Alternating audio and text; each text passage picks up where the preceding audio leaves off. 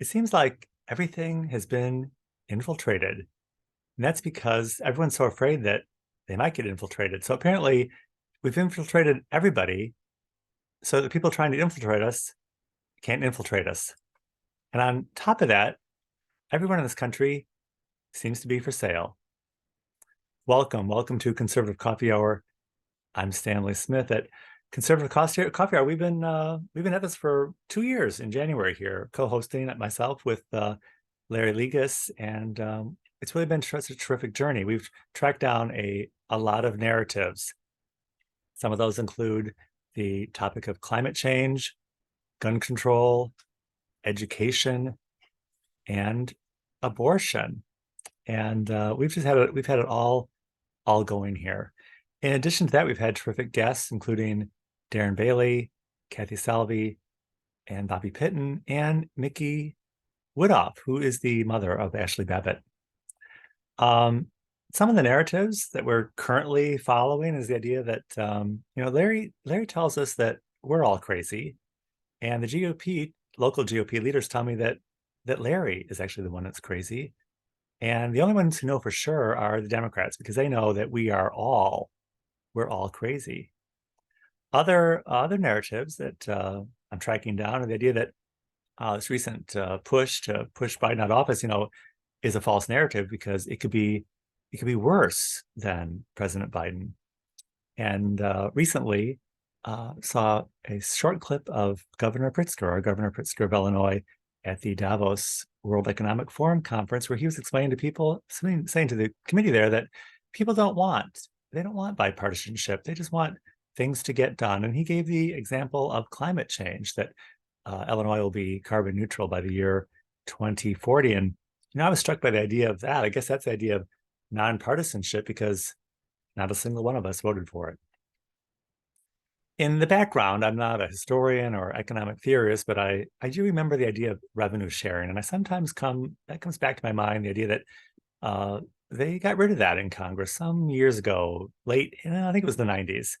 The concept of revenue sharing, that they would take revenue from the wealthy states and distribute it to the poor states, people who were in need. And when they got rid of that, I think ever since then, it's just been this weird shift of how to get the money from one place to another and all these weird mechanisms to do so. And I think that's percolated into the narrative of the corporatization of America, and the idea that the government itself is operating more and more like a corporation in order to get in on some of the good stuff. And we do like corporations. Corporations provide a lot of what makes life really enjoyable and comfortable here in the United States. And because of that, they get special perks and tax breaks. And somehow everyone seems to want to get in on it whenever there's a break or a revenue stream.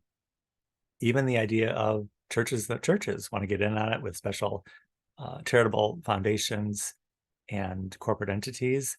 And oddly enough, we don't seem to get in on any of that stuff, being the people, because corporations can only recognize other corporate entities. We see that the Amish and Native Americans and religious groups, they get in on it, but oddly enough, not us, because we're not an entity. Someone asked recently, actually it was Paul Smith in his sermon at Washington National Cathedral 2 weeks ago. He asked, where are the churches in all of this? And I suspect that a lot of churches in this country are not in on it because they're silent, because they have a revenue stream that's directly related and connected to the government, and they don't want to rock the boat because they're cashing in. So they're all too afraid to say anything.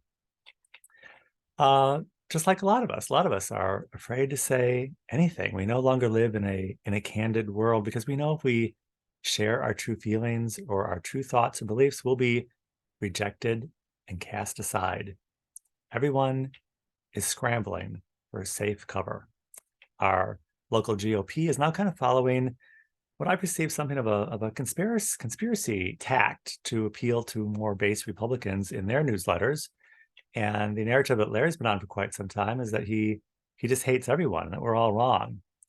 And sometimes feel that Larry's trying to close us down so we can't be infiltrated. And he's doing a pretty good job. He clobbers people on the call for doing anything because everything that everyone's doing is wrong, wrong, wrong, wrong. Because it's either the wrong thing or supporting a false narrative or somehow benefiting the other side.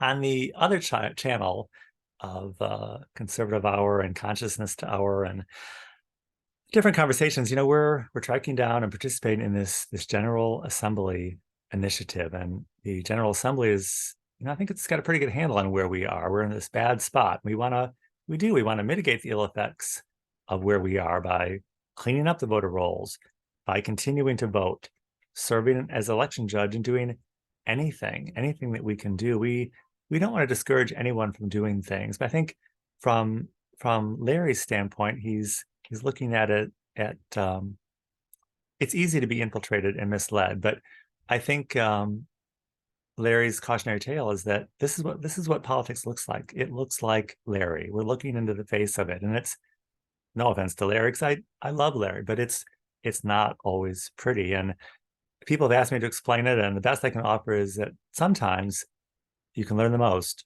from difficult people. So the overall message of the assembly and the unfolding, always evolving message at Conservative Coffee Hour is that the system is corrupt, and it's corrupted for gain.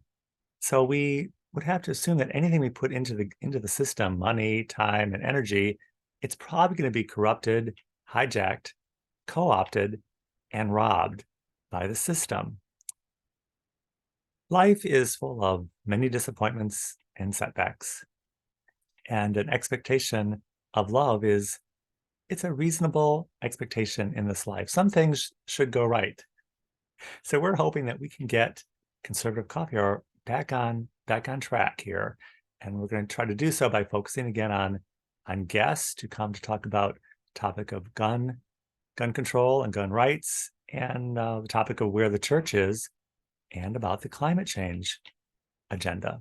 We're certainly asking for your help and your participation if you have a topic or a guest you'd like to suggest. And we also want people to speak up on the call. We need to exercise these muscles of learning from difficult people, standing up, finding our voice, and speaking our mind without being afraid to do so.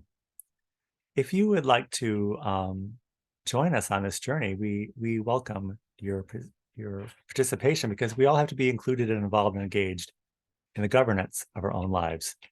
If you would like to join us at Conservative Coffee Hour is every Saturday at 10 a.m. Central Time on Zoom. I will include my email in the description of this video. I'll be happy to send you an invitation, and I look forward to seeing you very, very soon.